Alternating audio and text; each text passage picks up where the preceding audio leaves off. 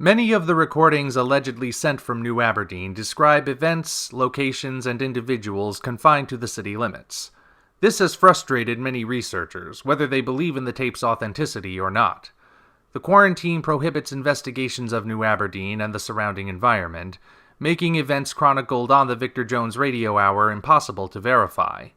As a result, most investigations focus on the occasional references made to events and locations beyond the region. Captain Joseph Blythe's story of the subterranean civilization he stayed in following World War I has drawn researchers to the Argonne Forest in France. Several caves have been found in the region where the Lost Battalion was stationed, 3 of which are considered likely candidates for the one which allegedly led Blythe underground. Unfortunately, Blythe always claimed that he did not know precisely where the cave was due to a heavy fog and the loss of his compass, and dangerous geological changes discourage exploration without the proper equipment. Campaigns to fund proper excavations of these sites are ongoing. National weather reports for the northeastern United States have also been investigated, based on such claims as the explosion at Cobalt Labs causing rains of aquatic life in other parts of Maine. Since the tapes are not dated, a lot of guesswork is required in this branch of the investigation. In this case, it can be the absence of evidence that researchers find interesting. Gaps have been discovered in the Maine Weather Registry at random points throughout the 1930s, in which no weather of any sort is reported. Those who support the tape's authenticity believe these mark the dates of the strange weather patterns, either left blank due to the strangeness of each event, or else expunged retroactively as part of the quarantine. Mention of the anomalies can be found in some local almanacs of the period, but the authenticity of these almanacs is usually questioned, so the debate rages on. Other anomalies exist beyond these examples, but they shall be addressed at a later date. The following episode of the Victor Jones Radio Hour appears to be the immediate successor to the previous episode, as indicated by the exchange at the start of the program. It contains auditory anomalies which have yet to be identified, unless the claims made within the tapes themselves are to be taken at face value.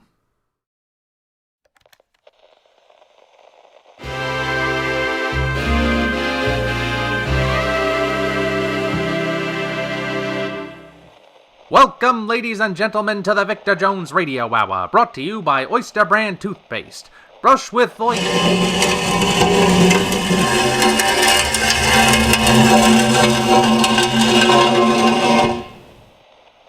Pardon the interruption, folks, though I'm sure you were all expecting it. Those strange vibrations have been affecting the city all week. Reports say they're the same mysterious vibrations which started in the mountains. We still have no explanation for what's causing them or why they appear to be moving across the city. Whatever is going on underground, it happens infrequently enough that it shouldn't be too much of a distraction during tonight's show. I certainly hope it won't be, because we have a special guest tonight. Here with me and my crew in the studio is the one and only Patricia Heller, giving her first official interview in weeks. Say hello to everyone, Miss Heller. A very good evening to all of you, my lovelies. How's that for a greeting, folks? Now, our recently installed phone lines are still open for you to call in, but I will ask you to wait until I've concluded interviewing my guest, Isadore. Thank you. Apologies in advance, Miss Heller, because this might be the longest interview of your life. I heard last week's show, darling. I understand completely. I knew you would. We'll be getting to that in a moment, but first, as always, a few highlights from the week in review. Monster spotting seems to have become the most popular sport in New Aberdeen, as residents and tourists alike flock to Lake Gore by the hundreds. Whether setting up camp in the untamed wilderness or braving the unconventional environment of the Golden Skies Nudist Resort, people are just dying to get a glimpse of Orion, a phrase which city officials are doing their best to keep from becoming literal. Commissioner Frank Oddsworth of the NAPD declared last Saturday that, until further notice, all non-commercial watercraft are prohibited from venturing onto the lake. This decision stems from the recent report of Mr. Hall's close call while boating on Lake Orr. While he declined from actually stating that Orion exists, the commissioner did say that there's clearly a powerful natural phenomenon occurring in the water, and citizens are thus discouraged from boating or swimming until that phenomenon is understood. Naturally, the NAPD has experienced some difficulty enforcing this new rule, but as far as anyone can tell, no one who may have broken that rule has disappeared yet. Mr. Miliband, the first official survivor of the Devil's Highway abductions, has been admitted to Delos Asylum following a nervous breakdown he suffered while being questioned by the authorities. No details of what he has said thus far have been released, assuming he's said anything relevant at all. To date, he remains the only one of the abductees to have reappeared. Finally, a shocking conflict nobody expected. It seems that the Enigma and Smoke have had their first official meeting, and it was not a peaceful one. The two vigilantes both appeared at the Valorum electrical plant to thwart an attempted sabotage by corporate spies. Though a crisis was avoided for the plant itself, it seems the mystery men came to blows with each other instead. Based on the testimonies of plant workers present at the time, it seems the Enigma opened fire on Smoke, who proceeded to use smoke bombs to obscure his departure from the plant. I'm sure this may come as a shock to you all. Most of us suspected these two would wind up working together, so for their first interaction to be as enemies is surprising. If I may interject, Victor, that story doesn't add up to me. It doesn't? Would you care to enlighten us as to why? The Enigma usually tries to avoid killing people, doesn't he? He's killed a few, but only when he's had no other choice. For the most part, he leaves his enemies alive so they can face the judicial system. Smoke, on the other hand, kills the bad guys indiscriminately. As far as that goes, I'm not surprised they didn't hit it off right away. If I had to guess, the Enigma probably thinks Smoke is a lunatic. But why would the Enigma open fire first? Say, that's a good question. The testimony does have a few holes, of course. It comes to us from one of the night watchmen on duty at the time, and he didn't get that close. If you ask me, we only have a small sliver of the whole story. If the Enigma shot first, Smoke must have provoked him into it somehow. Or perhaps he didn't open fire at all. Interesting theory. I must say, I didn't expect you to be all that familiar with the city's recent vigilante activity, being a celebrity and all. Normally I wouldn't be, but ever since my little incident, I've taken a bit more interest in the matter. I see. Well, you can tell us more in a moment. Right now, I think...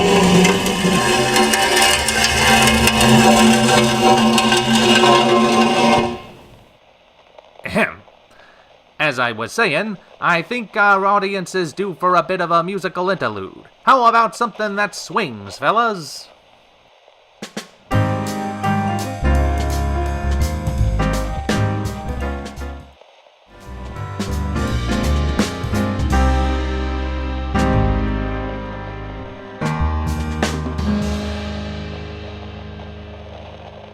Welcome back to the Victor Jones Radio Hour, brought to you by Oyster Brand Toothpaste, who continue to insist that their management team are not involved in any occultic activities. I'm Victor Jones, and it's the moment you've all been waiting for. That's right, it's time for my exclusive interview with singer and actress Patricia Heller. Thank you for joining us this evening, Miss Heller. Thank you for having me, darling. Now, the first thing I'm sure everyone wants to know is, are you all right? I mean, have you recovered from what happened? Are you in a better place? If I weren't in a better place, Mr. Jones, no force in heaven or on earth could have dragged me back into the spotlight. I would not say I'm recovered, not fully, but I am on my way, if nothing else. I suppose that's better than the alternative. The whole city is pulling for you, Patty. I hope you know that. I do. I have some of the most adoring fans in the whole world. And they've been especially worried by how you vanished from the public eye after the attack. You closed yourself up in your penthouse tighter than the deepest vault in Fort Knox. From what I heard, not even your agent could get in. You even had a system set up to have food delivered by a dumbwaiter so you wouldn't have to interact with people. Now, all of a sudden, you've announced your grand return to Nero's Place and opening talks to appear in local summer theater productions. What made you decide to finally step back into the limelight? It was just time, plain and simple.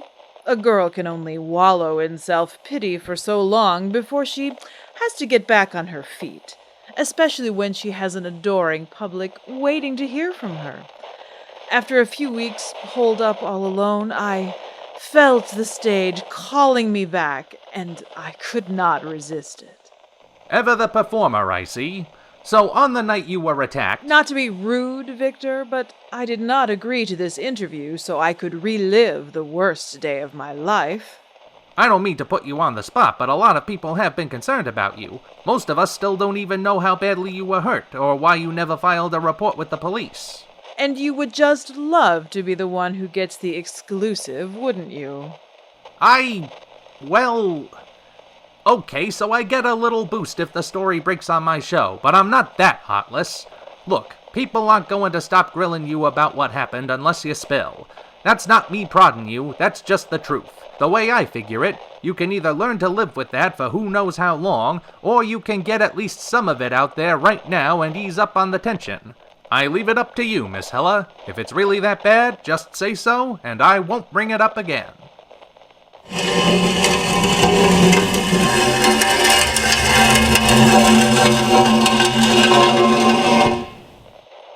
Ask me some other questions first, and we'll see how things play out from there. Fair enough. Here's a good one to lead with. I already mentioned how you plan to get involved with the local theater scene again. What can you tell us about your upcoming shows? Good choice. Well, I want the first part of my comeback to be a Broadway review of sorts. That one isn't really professional. I'm doing it as part of a fundraiser sponsored by my charity, the Patricia Children's Fund. All proceeds from that one will go straight to St. Michael's Orphanage. They desperately need a new roof, you know, and they could stand to have some new beds. Glad to hear your charity work is still running. When will that one be? We'll be announcing the date next week. After that, I want to try my hand at a bit of Shakespeare. That will be a new experience for me. I've always wanted to do one of the Bard's shows. They are classics for a reason. Which plays are you looking at? I'm deciding between Twelfth Night and Titus Andronicus. Why are you looking at me like that? Well, let's just say that based on our previous conversation, you might want to avoid that last one. It's it's one of his less pleasant dramas. Oh, it's Shakespeare. How bad can it be? After that, though, my agent landed me a starring role in an original musical production we're hoping to take to Broadway. He's negotiating the deal even as we speak. Oh ho! Quite the lofty ambition. I was almost in pictures, you know. I think we can make it. Of course, I can't tell you too much about that one yet. Well, I can certainly promise I'll be in line for my ticket at every one of those events. Now, Now, who could that be? Pardon me for just a minute. Yeah? The head honcho wants you in his office, Mr. Jones. Right now, but I'm in the middle of an interview. He said it was urgent. It better be. Let me just take care of a few things. Urgent means urgent, Mr. Jones. You go. I'll take care of things in here for you. Say, who are you? I haven't seen you around the studio before, though something about your voice is familiar. I just started today. Please, Mr. Jones, you know how the boss gets if you keep him waiting. I'll take care of the guest. You can trust me. Fine. Hope this doesn't take too long. Mr. Jones isn't in trouble, is he? From what I've heard, he's always skirting the line when it comes to trouble. You know something? Your voice does sound familiar. Where would I have heard it before? This isn't about me, Miss Ella. It's about you. I would have preferred speaking to you sooner, but you're quite a difficult woman to reach these days. I have good reason to be. What exactly are you driving at, sir? That requires privacy. Crew, play something moody. My word, you're...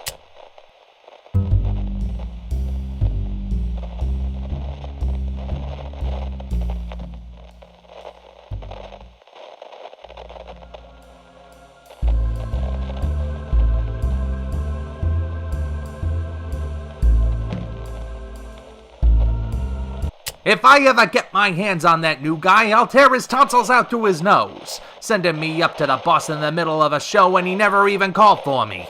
If that was a joke, I ain't laughing.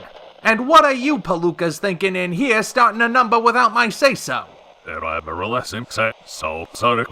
Oh, I should ask the lady, should I? Classy move passing the buck to her, but I'll bite. Well, Patty, care to explain what happened? They just didn't want to leave your listeners with dead air, that's all. Say, something's different about you. What happened while I was out? Nothing you need concern yourself with, Victor.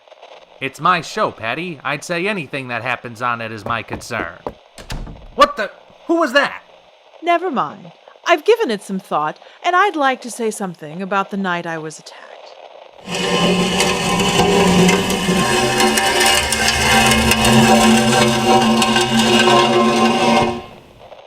Well, we can table that other conversation for now. Please, tell us as much as you want. Pour your heart out if you must. The reason I never went to the police is because the Migliori family is behind it. You sound awfully certain of that. Is there an allegedly you'd like to add in there? Accusations against the Migliori family aren't to be made lightly, you know. I do know, and I'm still saying it. Everyone knows how much power Don Luigi Migliori has over this town. His back pockets are so stuffed with people he can't sit down without suffocating someone. If I went to the police, he's got people there who would happily sweep my report under the rug for him. But why would he want you to stay in New Aberdeen?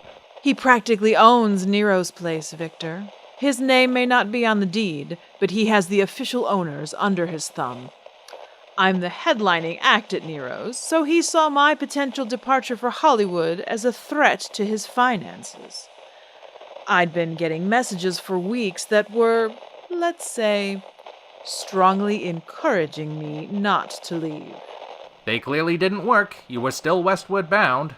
He's not as powerful as he wants people to think. The family...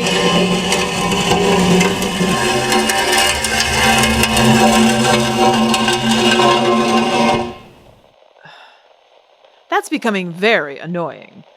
As I was saying, the family's influence doesn't extend beyond the city's borders yet, so if I could get all the way to Hollywood, I'd be free of them. Still, something doesn't add up to me. If the Migliori family is behind this... They are. Please let me have my neutrality this once, Patty. I like having my head attached to my body. So, if they are behind this, and they wanted you to keep performing at Nero's for the sake of the business, why send people to attack you?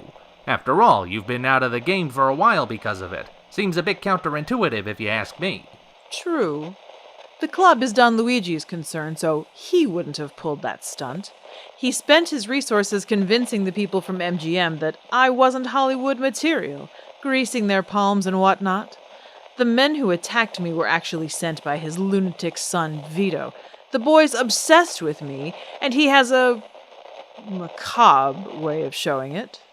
Do you remember the summer solstice slaughter that happened last year? How can I forget? It was the worst mob hit this town has ever seen. That was Vito's handiwork. The victims had been at Nero's a week before and were heckling me during my set.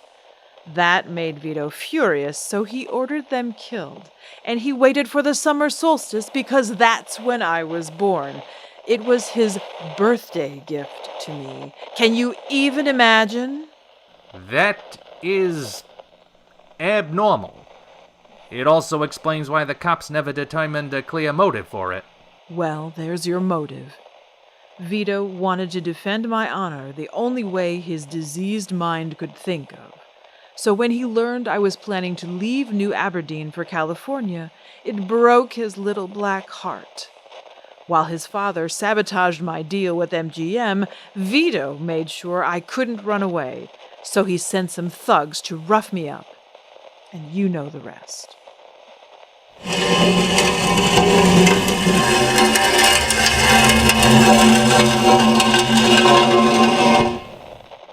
Really, though, what changed while I was out? When you first got here, you didn't want to say anything about the attack, and now you're speaking freely about it.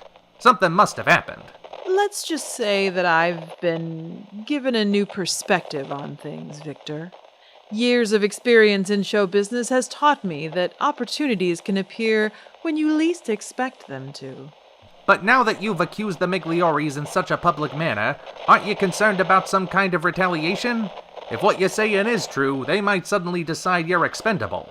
Fear is what kept me holed up in my penthouse. I'm not going to be afraid anymore. I'm going to be proactive. In what way? A girl's got to have some secrets, Victor. All I'll tell you is that the Miglioris will rue the day they crossed me. Oh yes, they will rue the day. Is it just me, or did it suddenly get very cold in here? Perhaps now would be a good time for another musical number. I'm in the mood for something bright and chipper after all of that.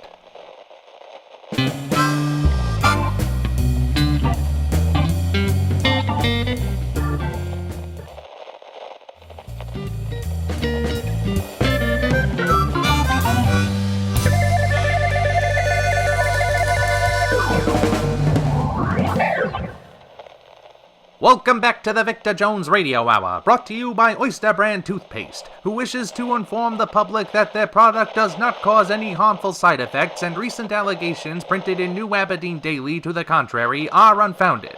That's what it says on the card, so that's what I read. Since this evening's show has been somewhat unusual, we only have a bit of time left for you to call in with questions for our guest. The lines are open now. My, that was quick. I'll give you 3 guesses who it is. Hello, Isadora. How did you know it was me? Call it intuition. Do you have a question for our guest? Oh, I have so many questions for her. You get 1, Izzy. Other people need their chance too. Fine. 1 it is. Best to make it a good one. Miss Heller, can you fill us all in on what happened during those months you summered with the Marx Brothers in Florida Keys? Were you involved with all 4 of them at once, or was it only Zeppo? Hey, that was 2 questions. It was 1 question asked in 2 segments. And I don't like the implications behind either of them. After all this poor woman's been through, you go looking for her to put more grain in your rumor mill. Of all the unscrupulous— Victor, please. I can speak for myself in this matter. Mrs. Fuller, I was invited to the Keys as part of the Marx Brothers variety show, in which I was a headlining singer. It was a professional arrangement, and I was honored to be a part of their act. Well, I suppose that's innocent enough. Also, Zeppo is amazing. Goodbye. Goodbye. Wait, what was that about Zeppo? Hang up, Victor. You're quite a devil toying with her like that. The grin on your face right now betrays your scorn. Well, I'm quite a devil myself. Anyway, we've got time for a couple more calls, folks. Hello, you're on the air with Victor Jones and Patricia Heller. Whom shall I say is calling? It's Commissioner Oddsworth, Mr. Jones. I would appreciate if I could respond to an allegation made by Miss Heller earlier in your program. Uh-oh, Patricia. Looks like your words are coming back to haunt you. I can hang up if you want. A nice gesture, but unnecessary. Mr. Oddsworth deserves to speak. This is about how I said there are crooked cops on the force, I take it. It is. Well, what is there to say? There's no point in denying it, Commissioner. Everyone knows it's true. Perhaps it is true. In that case, let me impart more truth to you. The NAPD is not the cesspool you and the newspapers claim it to be. My men and I have been working around the clock to clean up the department and rid it of the very few corrupt individuals who have given the police a bad name. I have also personally overseen the recruitment process for new applicants to ensure their honesty and commitment to law and order. I believe you, Commissioner, and I commend your efforts. Given the way things are in New Aberdeen, though, it looks to me as if you still have a long way to go before I'll trust you to help me. I'd rather seek justice on my own terms. I warn you, Miss Heller, don't make any decisions you might regret, or justice may come swifter than you could ever imagine. Thank you for the warning. Have a nice evening, Mr. Oddsworth. You as well, Miss Heller. You're certainly drawing quite a crowd tonight. That just means I've still got it. Whatever you say, we have time for one more call. Who will be lucky number 3? Hello, you're on the air with Victor Jones and Patricia Heller. Hi. I'm a big fan of yours yours, Patricia. I mean, Miss Heller. Gosh, I'm sorry. It's just so exciting to be speaking to you right now. I have that effect on people. Did you have a question? Well, gosh, I was hoping I'd get through and now I'm choking up. If it's not too much to ask,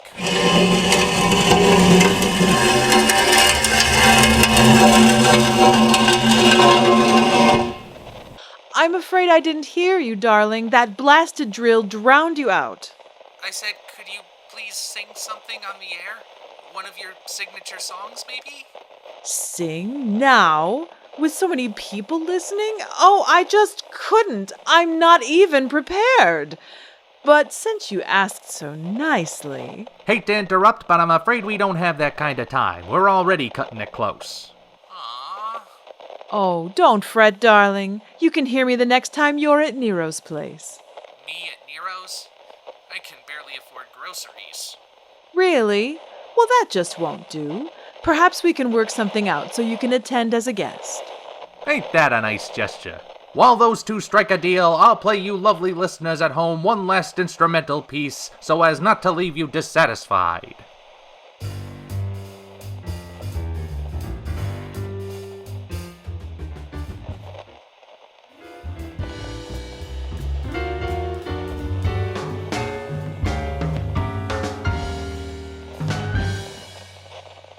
Welcome back to the Victor Jones Radio Hour. Miss Heller has already seen herself out, leaving me and my crew to wrap things up here in the studio.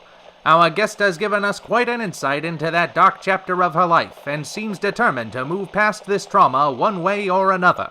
We have...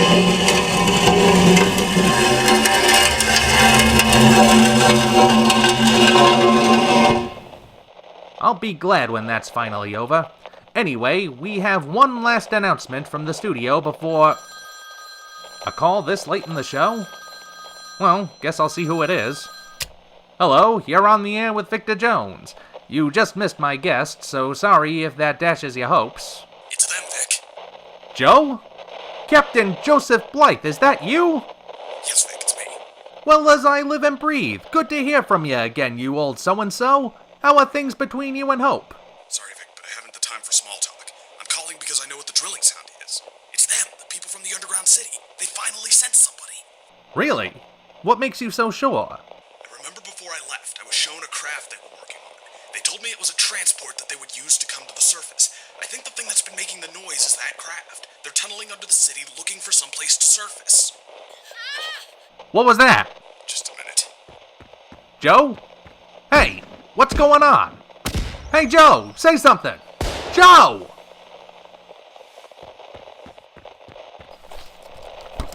Sorry about that interruption.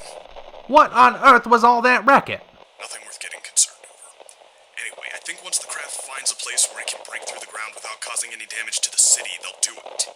And then your story won't seem so crazy anymore. But are you really sure it's them, Joe? What other explanation is there? It's not an earthquake, and all anyone at Cobalt Labs can say is that it's a geological disturbance.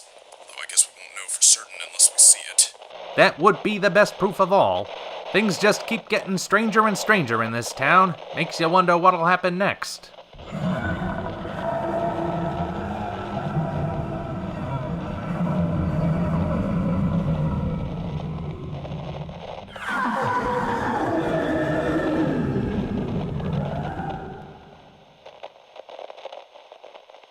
Joe, did you hear that?